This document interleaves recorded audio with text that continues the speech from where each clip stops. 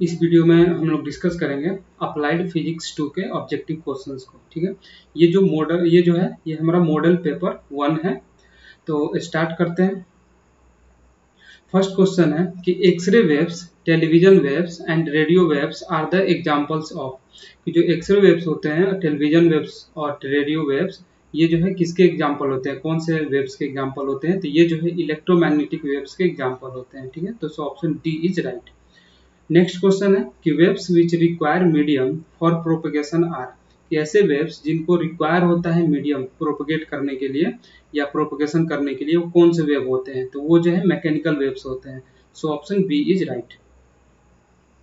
Next question है कि a disturbance in the medium which cause the particles of the medium to undergo vibratory motion about their mean position in equal intervals of time is known as, कि disturbance जो होता है एक medium में, जिसके कारण जो पार्टिकल्स जो होते हैं उनको वाइब्रेटरी मोशन जो होता है उनमें होने लगता है उनके मीन पोजीशन पे इक्वल इंटरवल ऑफ टाइम्स में, उसे क्या बोलते हैं? तो उसे वेव बोलते हैं। ठीक है, so option A is right. Next question है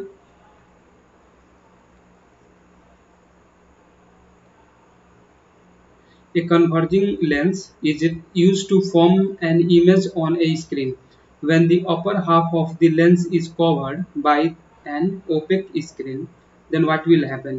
ये देखो, कोई अगर कन्वर्जिंग लेंस है उसको यूज किया जा रहा है फॉर्म करने के लिए एक इमेज को स्क्रीन पे। ठीक है, अगर हम क्या कर रहे हैं, उसका जो अपर हाफ जो है ये लेंस का, उसको हम कवर कर देते हैं ओपेक स्क्रीन से, तो क्या होगा? तो उस कंडीशन में क्या होगा कि जो इंटेंसिटी जो होगा इमेज का वो डिक्रीज कर जाएगा, लेकिन कंप्लीट जो होता है इमेज का फॉर्मेशन होगा। ठीक है, सो ऑप्शन सी जो होता है इसमें राइट होगा।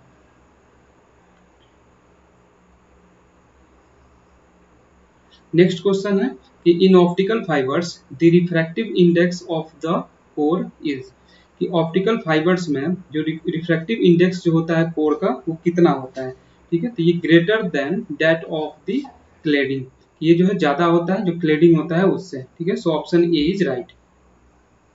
नेक्स्ट क्वेश्चन है कि इक्विपोटेंशियल्स at a great distance from a collection of charges whose total sum is not zero are approximately, कि जो इक्विपोटेंशियल जो होता है ग्रेट डिस्टेंस पे from a collection of charge, कि जो चार्ज का जो कलेक्शन होता है उनसे जो का टोटल सम जो होता है जीरो के बराबर नहीं होता है, वो क्या होता है अप्रोक्सीमेटली? तो वो जो है कि स्पेयर होता है। ठीक है, सो ऑप्शन ई जो होगा इसमें राइट होगा। नेक्स्ट क्वेश्चन है a positively charged particles is released from rest in an uniform electric field. The electric potential energy of the charge, कि पॉजिटिवली चार्ज जो पार्टिकल्स जो है अगर हम मुझे रिलीज कर दें किससे, तो जो हमारा यूनिफॉर्म इलेक्ट्रिक फील्ड है उससे अगर हम इसे रिलीज कर देते हैं पॉजिटिवली चार्ज पार्टिकल्स को, तो जो इलेक्ट्रिक पोटेंशियल एनर्जी जो होता है चार्ज का वो क्या होगा? ठीक है, तो इस केस में क्या होगा कि इसका जो पोटेंशियल एनर्जी जो होगा चार्ज का, इलेक्ट्रिक पोटेंशियल एनर्जी, ये डिक्रीज कर जाएगा because the charge moves along the electric field, because जो चार्ज होगा वो मूव करेगा अलोंग द इलेक्ट्रिक फील्ड के। सो इसका इलेक्ट्रिक पोटेंशियल एनर्जी जो होगा चार्ज का वो डिक्रीज कर जाएगा। सो ऑप्शन सी जो होता है इसमें राइट होगा। नेक्स्ट क्वेश्चन है कि when there is an electric current through a conducting wire along its length, then an electric field must exist, कि जब जो है कोई इलेक्ट्रिक करंट जो है फ्लो कर रहा हो एक कंडक्टिंग वायर से along its length, यानी कि इसके लेंथ के along में, तो जो इलेक्ट्रिक फील्ड जो होता है वो एग्जिस्ट करना चाहिए कहाँ पे? तो ये जो है inside the wire but parallel to it, यानी कि वायर के इनसाइड में जो है इलेक्ट्रिक फील्ड एग्जिस्ट करना चाहिए लेकिन पैरेलल में होना चाहिए इसके। ठीक है, सो ऑप्शन सी जो होता है इसमें राइट होगा। नेक्स्ट क्वेश्चन है, ये जो है एक न्यूमेरिकल है जिसमें इसने क्या किया है, जैसे इसको ए मान लो इसको बी मान लो, ये बोल रहा है कि 3 रजिस्टर्स है और ईच जो है 2 ओम का है, जैसे 2 ओम 2 ओम 2 ओम। ठीक है, ये कनेक्टेड है, एक ट्रायंगुलर शेप को फॉर्म कर रहा है कनेक्ट होकर। ठीक है, इसका रेजिस्टेंस पूछ रहा है between any two vertices will be, कि इसका जो रेजिस्टेंस जो होगा वो कितना होगा, इक्विवेलेंट रेजिस्टेंस पूछ रहा है। तो हम जो है इस ए और बी के क्रॉस में निकालेंगे। तो देखो ये जो 2 ओम है या 2 ओम है, ये दोनों को दोनों सीरीज में कनेक्टेड है। ठीक है, तो सीरीज में कनेक्ट है तो इसका जो रेजिस्टेंस होगा इसको अगर हम R1 मान लें तो ये हो जाएगा 2 + 2 यानी कि 4 ओम हो जाएगा। ठीक है, अब क्या होगा कि 4 ओम का जो रेजिस्टेंस है ये पैरेलल में कनेक्टेड है यहाँ पे किसके 2 ओम से, इसको हम 4 ओम मान लेते हैं, इसको 2 ओम मान लिए, और ये जो है हमारा ए टर्मिनल हो गया, ये बी टर्मिनल हो गया। सबसे पहले हम इसका निकाल लिए, 2 और 2 सीरीज में है तो इसलिए 4 ओम हो गया। ठीक है, और 4 ओम जो है पैरेलल में है 2 ओम के, तो जब इसका इक्विवेलेंट निकालेंगे तो इसका आर ए बी जो है मान लेते हैं कि इसका इक्विवेलेंट है इस दोनों वर्टिसेस के अक्रॉस में। तो इसका इक्विवेलेंट क्या होता है 4 × 2 4 + 2, तो ये हो जाएगा 8/6 यानी कि 4/3। इसको जब कट करोगे तो 4/3 ओम हो जाएगा। ठीक है, तो इसका आंसर जो होगा 4/3 होगा। सो ऑप्शन ई जो होता है इसमें राइट होगा, 4/3 ओम। नेक्स्ट क्वेश्चन है कि magnetic field lines form that loops from pole to pole, कि जो मैग्नेटिक फील्ड लाइंस जो होते हैं वो फॉर्म करते हैं कैसे लूप को, पोल टू पोल, तो ये हमेशा क्लोज लूप जो होता है फॉर्म करते हैं। ठीक है, सो ऑप्शन बी जो होता है इसमें राइट होगा। हमेशा मैग्नेटिक फील्ड ऑफ लाइंस जो होता है नॉर्थ पोल से निकलता है और साउथ पोल में इंटर करता है और हमेशा क्लोज पाथ को बनाता है। ठीक है, सो ऑप्शन बी जो होता है इसमें राइट होगा। नेक्स्ट क्वेश्चन है कि magnetic field lines seek the path of dash dash, यहाँ पे रिलक्टेंस होना चाहिए। ठीक है, यहाँ पर गलत लिखा हुआ है, रेजिस्टेंस नहीं होगा, रिलक्टेंस होगा, प्रिंटिंग मिस्टेक है यहाँ पे, तो आप लोग इसको ठीक कर लीजिएगा। देखिए मैग्नेटिक फील्ड लाइंस जो होता है वो सीक करता है पाथ जो होता है मिनिमम रिलक्टेंस को, बिकॉज जितना कम रिलक्टेंस होगा उतना ज्यादा मैग्नेटिक फील्ड ऑफ लाइंस जो होता है उसे फ्लो करेगा या लिंक करेगा, आगे की तरफ जाएगा। ठीक है, सो ऑप्शन बी जो होता है इसमें राइट होगा, मिनिमम। ठीक है, तो नेक्स्ट क्वेश्चन है कि the voltage out of an ideal voltage source is, कि वोल्टेज जो होता है कोई भी आइडियल वोल्टेज सोर्स से कितना होता है तो हमेशा कांस्टेंट होता है। ठीक है, सो ऑप्शन बी जो होता है इसमें राइट होगा। नेक्स्ट क्वेश्चन है कि the current out of an ideal current source is, कि जो करंट जो होगा आइडियल करंट सोर्स से वो क्या होगा तो ये भी कांस्टेंट होगा।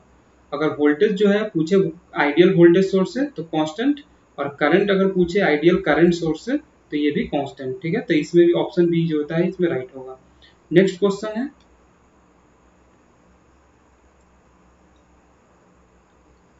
The path between 2 points along which an electric current can be carried is called, कि पाथ जो होता है 2 पॉइंट्स के बीच में along which इलेक्ट्रिक करंट जो होता है हम कैरी करते हैं वो क्या कहते हैं उसको, तो उसको एक सर्किट बोला जाता है। ठीक है, सो ऑप्शन सी जो होता है इसमें राइट होगा।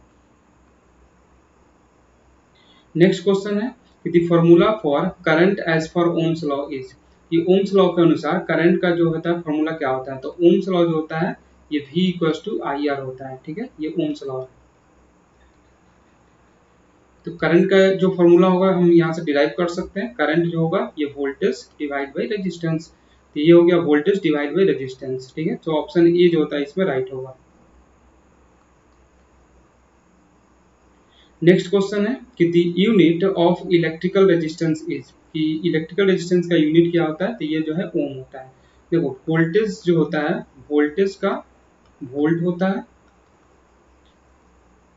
करंट का एम्पियर होता है, चार्ज का कूलम्ब होता है,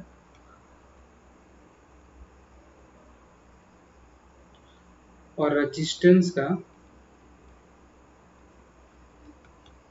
ओम होता है। ठीक है, तो ये चारों पॉइंट आप याद रखिएगा, इसमें से क्वेश्चन पूछ सकता है। ठीक है, तो ऑप्शन सी जो होता है इसमें राइट होगा, ओम, क्योंकि यहाँ पे इलेक्ट्रिकल रेजिस्टेंस का पूछा है। नेक्स्ट क्वेश्चन है कि in a constant voltage DC circuit when the resistance increases the current will be, ये कांस्टेंट वोल्टेज डीसी सर्किट है, उसमें अगर हम रेजिस्टेंस इंक्रीज करें तो करंट क्या होगा, तो अभी हमने यहाँ पर देखा ओम्स लॉ को, तो यहाँ पर करंट क्या होता है वोल्टेज अपॉन रेजिस्टेंस होता है। तो ये बोल रहा है कि वोल्टेज को हम कांस्टेंट मान लेते हैं और रेजिस्टेंस को इंक्रीज करते हैं, तो चूंकि करंट जो है जो करंट है वो इन्वर्सली प्रोपोर्शनल है रेजिस्टेंस के, इसी क्वेश्चन से हम देख सकते हैं कि जो करंट जो है इन्वर्सली प्रोपोर्शनल है रेजिस्टेंस के।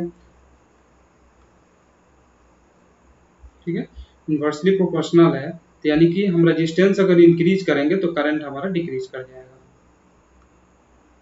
तो इसमें क्या पूछ रहा है कि करंट अगर रेजिस्टेंस जो होता है अगर हम इंक्रीज करें तो करंट क्या होगा तो डिक्रीज करेगा, सो ऑप्शन ए जो होता है इसमें राइट होगा।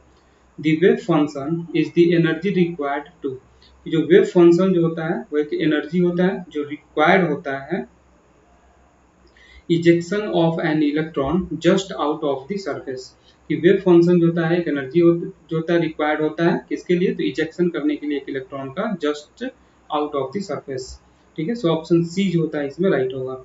नेक्स्ट क्वेश्चन है कि the energy of photo electrons is denoted by.